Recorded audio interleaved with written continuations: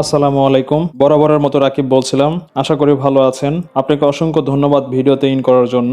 Neutral ছাড়া আজকে আমরা 220 ভোল্টের লাইনের লাইটটা, ইন্ডিকেটর ল্যাম্পটি আমরা 440 ভোল্ট বা 380 ভোল্টের লাইনে ব্যবহার করে দেখব। এখানে আমি কানেকশনটা করে নিয়েছি। তো চলুন মূল ভিডিওতে প্রবেশ করি। তার আগে একটি অনুরোধ, আপনি যদি আমার চ্যানেলে নতুন হয়ে থাকেন তাহলে অবশ্যই সাবস্ক্রাইব করবেন, লাইক, কমেন্ট এবং শেয়ার করতে ভুল করবেন না। আপনারা দেখছেন এখানে একটি কানেকশন করা আছে।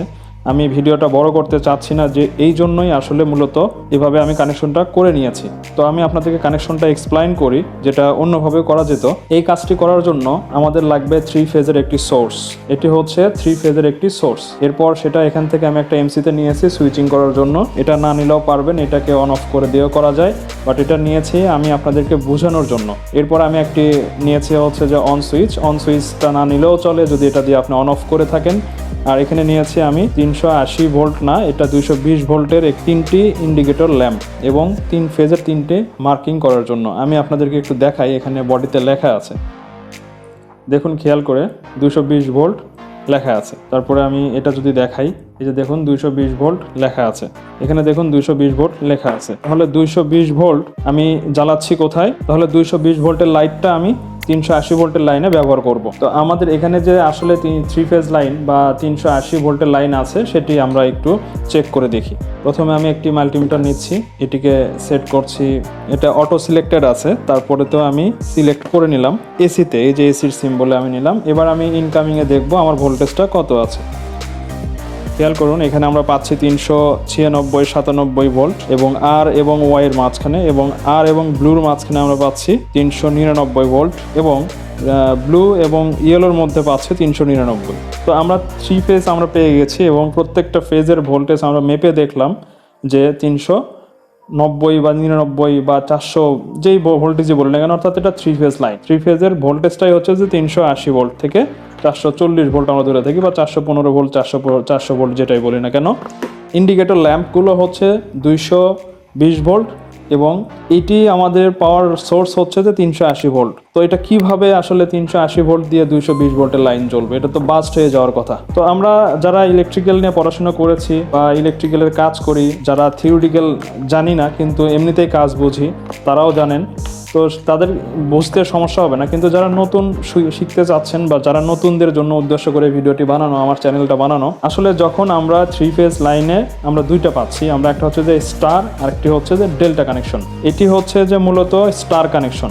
যখন আমরা সিঙ্গেল ফেজ 3 ফেজ থেকে সিঙ্গেল ফেজে মেজার করতে চাই, তখন কিন্তু আমরা একটা লাইন এবং একটা গ্রাউন্ড বা নিউট্রালের সাপেক্ষে আমরা ভোল্টেজটা মেপে থাকি। এখানে কিন্তু আমি লাইন টু লাইন ভোল্টেজটা মেপেছি, অর্থাৎ দুইটা লাইনের আর যে ভোল্টেজটা আছে আমরা সেটা দেখিয়েছি 399 ভোল্ট বা 400 ভোল্ট। আমি যখন এই 399 ভোল্ট বা 400 ভোল্ট বা 3 ফেজ এটিকে যখন আমি 3টা প্রান্ত লোডের অপোজিট প্রান্ত যখন আমি শর্ট করে দিচ্ছি, তখন একটা স্টার কানেকশন হচ্ছে এবং স্টার কানেকশনের মাঝখান থেকে নিউট্রালের উৎপন্ন হয়ে যায়। এই পর্যন্তই জানুন।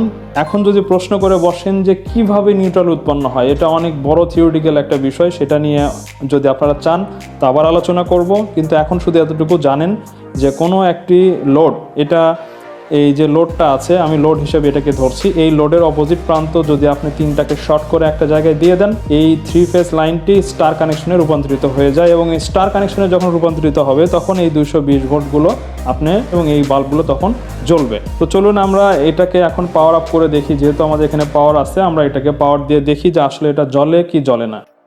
আমি অন করলাম। আমি এখন এটার এই ব্রেকারটার আউটপুটে আমি দেখব যে আসলে পাওয়ারটা এসছে কি আসে নাই। আমরা বরাবর 400 ভোল্ট পাচ্ছি, 402 ভোল্ট পাচ্ছি, 403 ভোল্ট পাচ্ছি। আমার লাইন ভোল্টেজটা এই মুহূর্তে বেড়ে গেছে। আমরা এই পাশটা দেখে নেই, সেম সেম সেম। হ্যাঁ, এই ব্রেকারটা আমি সেফটি হিসেবে নিয়েছি যেহেতু এটা হাই ভোল্টেজ লাইন। আমি আপনাদেরকে একটি অনুরোধ করব বা একটি বিষয়ে সতর্কতা জানাচ্ছি বা একটি বিষয়ে আমি সতর্ক করছি, সেটা হচ্ছে যারা এ ধরনের কাজ আসলে কখনো করেননি তারা বাসায় বসে বসে ট্রাই করবেন না, কোনো এক্সপার্ট ছাড়া বা যারা এই ব্যাপারে দক্ষ তাদেরকে ছাড়া নিজেরা এটা ট্রাই করবেন না। কারণ এখানে 80 ভোল্ট থেকে 400 ভোল্টের যে হাই ভোল্টেজটা আছে, অর্থাৎ 3 ফেজের যে ভোল্টেজটা আছে সেটা কিন্তু এখানে বিদ্যমান। এক্ষেত্রে আপনি কিন্তু বিপদের সম্মুখীন হতে পারেন এবং মারাও যেতে পারেন। সো নিজে নিজে এটা কখনোই না বুঝে ট্রাই করবেন না, বুঝলেও একটা এক্সপার্ট নিয়ে ট্রাই করবেন। চলুন এবার আমরা এটার আউটপুটে পেয়েছি আমার ভোল্টেজটা নিশ্চয়ই একটি ম্যাগনেটিক কন্ট্যাক্টে এসেছে, ম্যাগনেটিক কন্ট্যাক্টের আউটপুটটা নিয়েছে এখানে আমি। সো আমি এটাকে এখন অন করছি। কন্ট্রোল ভোল্টেজ, এটার কিন্তু কন্ট্রোল ভোল্টেজ 220, তো আমি 220 ভোল্টের একটি সোর্স নিয়েছি। অথবা যদি আপনি সোর্স না নেন তাহলে এটা আমি আরেকটা ভিডিওতে দেখাবো যে যেখানে 220 ভোল্টের সোর্স নেই সেখানে 3 ফেজ থেকে কীভাবে 220 ভোল্টের সোর্স নিয়ে এই ধরনের এমসি অন করতে হয়। এটা খুবই সহজ, আমি আপনাদেরকে পরে দেখাই দেবো। তো এখন আমি এটি অন করব। অন করলে এই 220 ভোল্টের লাইনটি এই 380 ভোল্টের লাইন দিয়ে বা 400 ভোল্টের লাইন দিয়ে জ্বলবে। এই যে দেখুন আমাদের যে ফেজ আর ওয়াইবি আমি চেষ্টা করেছি 3টা কালার নেওয়ার জন্য, সে 3টা কালার অনুযায়ী কিন্তু এখানে ল্যাম্পগুলো জ্বলছে। অর্থাৎ এখানে এই 3টা ফেজে এই মুহূর্তে 380 ভোল্ট আসছে, কিন্তু এই লোডের পরের যে পার্টটি আছে আপনি যদি এই দুইটার মধ্যে ভোল্টেজ মাপেন তাহলে দেখবেন 220 ভোল্ট পাবেন। তো আমরা এখন কি করছি, এইটার এই প্রান্তের ভোল্টেজটা আমরা মেপে দেখি দুইটা লাইনের মধ্যে 394, আমরা এখানে আবার দেখি 394, 95, অর্থাৎ লাইন ভোল্টেজটা সবসময় ওঠানামা করে থাকে।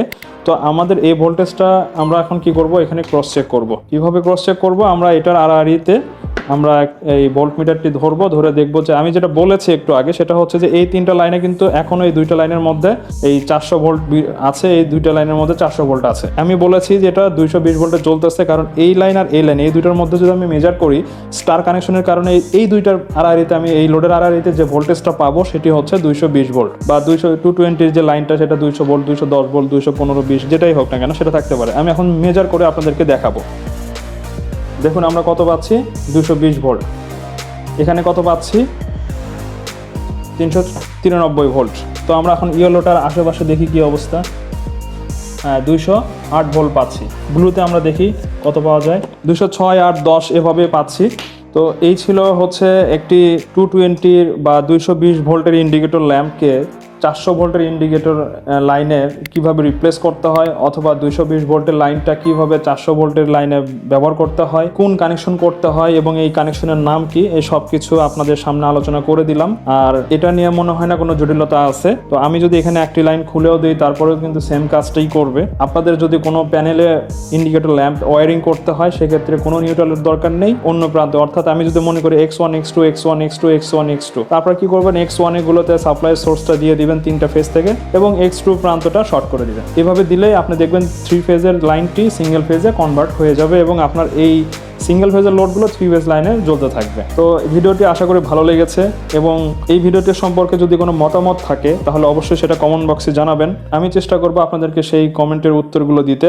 অবশ্যই বন্ধুদের সাথে শেয়ার করতে ভুল করবেন না, লাইক, কমেন্ট এবং সাবস্ক্রাইব তো মাস্ট। তো আজকে আর কথা বাড়াচ্ছি না, আজকে এই পর্যন্তই। দেখা হবে পরবর্তী নতুন কোনো ভিডিওতে নতুন কোনো টপিকস নিয়ে। ততদিন সবাই ভালো থাকবেন। আসসালামু আলাইকুম।